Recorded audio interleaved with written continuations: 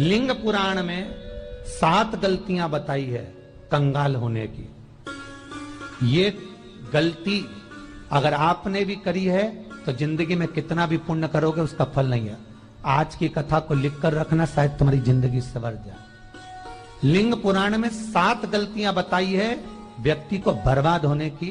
पहली गलती है, उसमें से अगर आप स्वीकार कर रहे हैं ये गलती तो समझ लो कि गलती आपने करी है। गंगा जल तो बुलवाया टैंकर भरकर, 21,000 बेलपत्र भी समर्पित कर रहे हो। आप मंदिर के अंदर बैठ गए, दर्शन करने वाला आता रहा, किसी को अंदर प्रवेश नहीं दिया। आप गंगा जल चढ़ाते रहे, आप बेलपत्र चढ़ाते रहे, आप स्वयं पूजन करते रहे, और दूसरा व्यक्ति ना जाने किस भाव से, किस रूप में आकर भगवान की सेवा करना चाहता था। पंडित जी ने आपके चक्कर में उसको जल नहीं चढ़ाने दिया, पंडित जी ने आपके चक्कर में उसको बेलपत्र नहीं चढ़ाने दिया। पहली गलती यह हो गई कि भगवान के भक्त को भगवान से दूर कर दिया गया। अब उठा लो श्रीमद् भागवत कथा।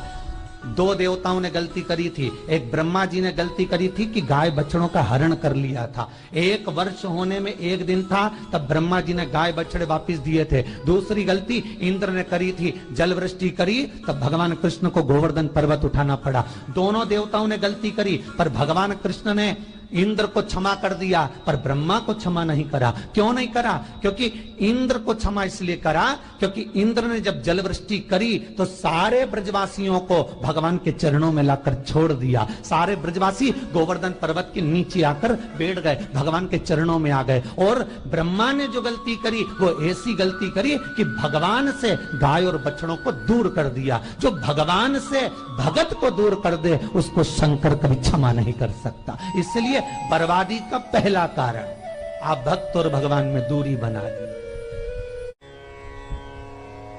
दूसरा कारण, भगवान की जब पूजन कर रहे हो, 21,000 बेलपत्र चढ़ा रहे हो, गंगा का जल चढ़ा रहे हो, चंदन चढ़ा रहे हो, अबीर चढ़ा रहे हो, गुलाल चढ़ा रहे हो, तो तुम्हारे भीतर ये अहंकार, जब तुम पूजन करके उठो तो उठते समय तुम्हारे भीतर अभिमान नहीं होना चाहिए कि मैंने जो अनुष्ठान करा उसके बराबर कोई नहीं कर सकता।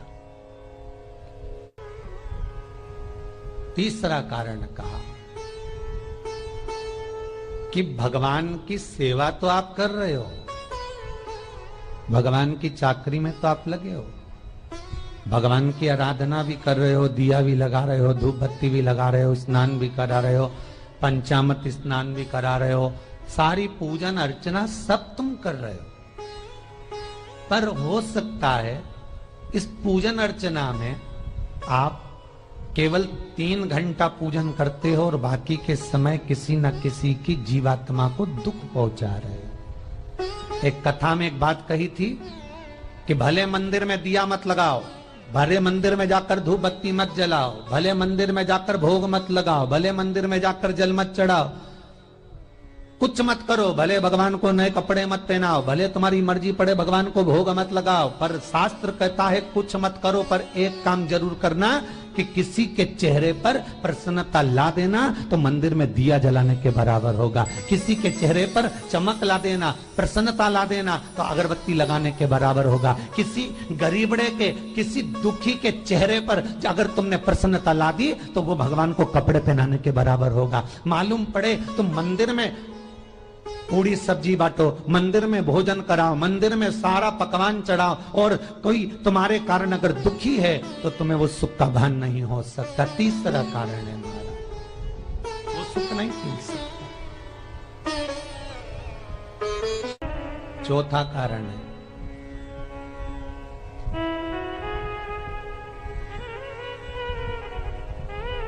महाराज, जिस मंत्र को पढ़ा जा रहा है,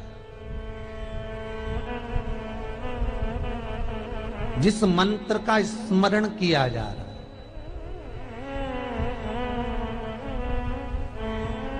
जिस भगवान की माला को हम जप रहे हैं, हम पाठ कर रहे हैं, उसमें त्रुटि। उठा लीजिए दुर्गा सप्तशती। दुर्गा सप्तशती का हिंदी अनुवाद में एक थोड़ा सा दृष्टांत दिया है, आपको मालूम होगा।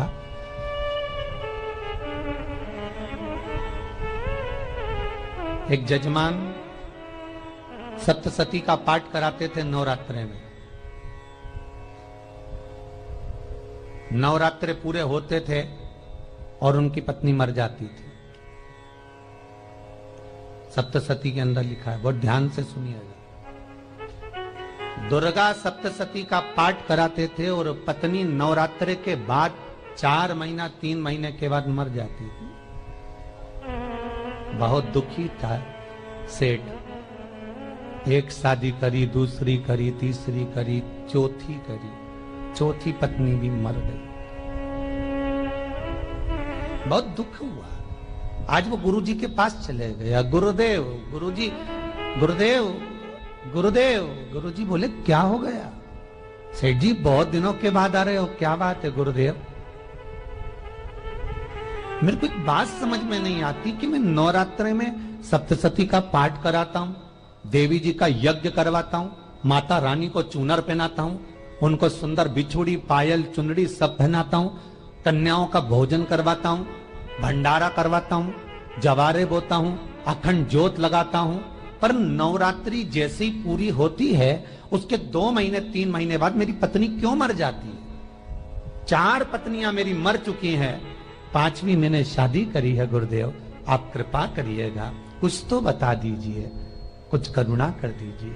गुरुजी बोले जब तू सब कुछ अच्छा कर रहा है, ज्योत भी जला रहा है, कन्या भोज भी करा रहा है, चुनड़ी भी चढ़ा रहा है, भंडारा भी कर रहा है, ज्योत भी लगा रहा है, जवारे भी बो रहा है, माता रानी की सेवा भी कर रहा है, अखंड रात्रि व्रत कर रहा है, सब कुछ तूने करा, यज्ञ भी करा, फिर तेरी पत्नी क्यों मर सकती है? ऐसा हो ही नहीं सकता। नहीं गुरुदेव मेरी 5वीं शादी है गुरुदेव, अब की बार आप कृपा करिए। गुरुजी ने कहा तेरे पंडित जी को अनुष्ठान पर बुला, मैं कमरे में बैठकर सुनूंगा सप्तशती का पाठ, तब मैं ध्यान करूंगा।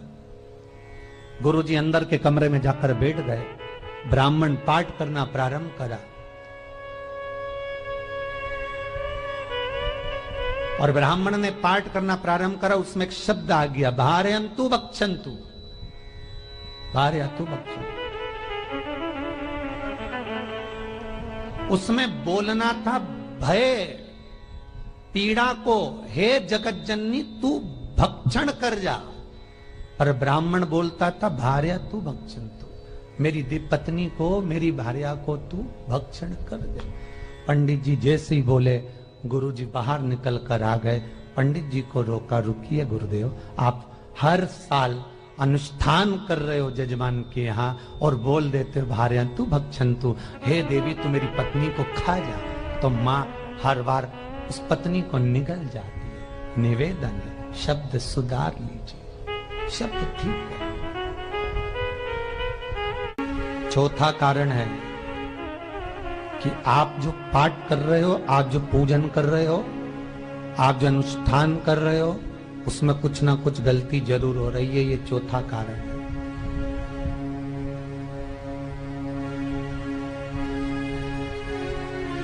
एक बार पूरे घर के लोगों को बिठाओ, अपने घर के लोगों को, मम्मी से पूछना मम्मी तुम कौन कौन सा पाठ करती हो? एक बार मम्मी से पूछना। फिर एक बार पापा से पूछना, पापा आप कौन कौन सा पाठ करते हैं सुबह? फिर बहू से पूछना, भाभी आप कौन कौन सा पाठ करती हो? फिर छोटी दुल्हन से पूछना, छोटी दुल्हन तुम कौन कौन सा पाठ करती हो? भैया आप कौन कौन सा पाठ करते हो? आप कौन कौन सा पाठ करते हो? पूछना। जब घर के अंदर बड़ी बहू अलग तरह का पाठ कर रही है, छोटी बहू अलग तरह का पाठ कर रही है, मंजली बहू अलग तरह का पाठ कर रही है, माँ अलग तरह का पाठ कर रही है, पति अलग तरह का पाठ कर रहा है, तो उसका जो प्रभाव है, कौन सी चीज कहां टकरा रही है, जिसके कारण घर में रोग इतना है कि कोई सही होने वाला ही नहीं है।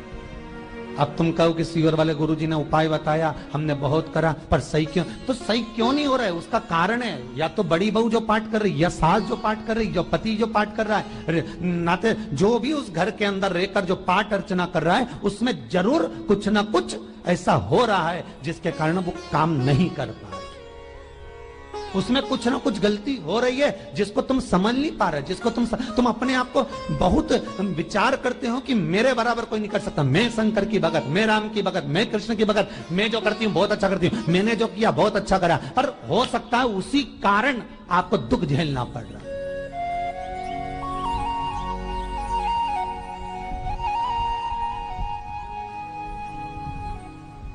उसी के कारण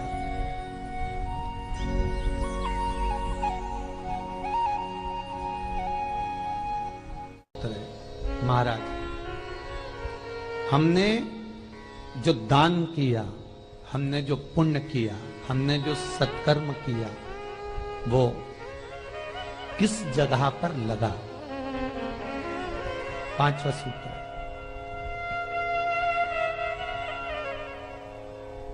जो आप दान कर रहे हो, जो आप पुण्य कर रहे हो, सत्कर्म कर रहे हो, वो किस जगह पर लगा? ये पांचवा सूत्र। फिर निवेदन करेंगे, गाय, बेटी और लक्ष्मी 50 बार विचार करना, तब किसी को देना। बेटी किसी ऐसे को मत ब्याह देना जो जुआ खेलता हो, मदिरापान करता हो, मांसाहार करता हो, वेश्यावृत्ति करता हो। वो बेटी का सम्मान नहीं करेगा। बेटी रोएगी तो कन्यादान करने वाले को रोना पड़ेगा। दूसरे नंबर पर गौ माता, गाय ऐसे ब्राह्मण को दान मत देना कि ब्राह्मण के घर में खुद रहने की जगह नहीं और गाय को ले जाकर तुमने दे दिया और उस ब्राह्मण ने जब तक दूध दिया बांध कर रखा, एक तगाड़ी बाल्टी साड़ी के चक्कर में ले लिया, सोने के सींग के चक्कर में ले लिया और बाद में वही गाय कसाई के हाथ में बिक गई और कसाई ने काटा तो बद्दुआ तुमको लगी। बेटी, गाय और लक्ष्मी, पैसा भी किसी ऐसे भिखारी के कटोरे में मत दान देना कि जिसने ले जाकर मदिरापान में लगा दिया, जुए में लगा दिया, वेश्यावृत्ति में लगा दिया। अगर जिस भिखारी के कटोरे में पैसा दिया उसने शाम को ले जाकर मदिरापान में, जुए में लगा दिया, तो लक्ष्मी रोती है कि तूने मुझे गलत जगह पर दिया है, इसलिए अब तुझे रोना पड़ेगा। तब व्यक्ति को रोना पड़ता है, फिर व्यक्ति रोता है। गाय, बेटी और लक्ष्मी 50 बार विचार करो, क्या सही जगह पर दे रहे हो? और अच्छी जगह पर दोगे तो संपदा भी बढ़ती है, सुख आता है। अगर बेटी सुखी रहेगी तो मायके के लोग सुखी रहेंगे, गौ माता सुखी रहेगी तो संसार सुखी रहेगा। और आपने जो धन दिया, आपने जो पैसा दिया किसी भिखारी के कटोरे में, अगर उसने गलत जगह पर लगाया तो रोना तुमको पड़ेगा। किसी आजकल के भिक्षुकों को अगर रोटी दे दो तो लेते ही नहीं, आटा दे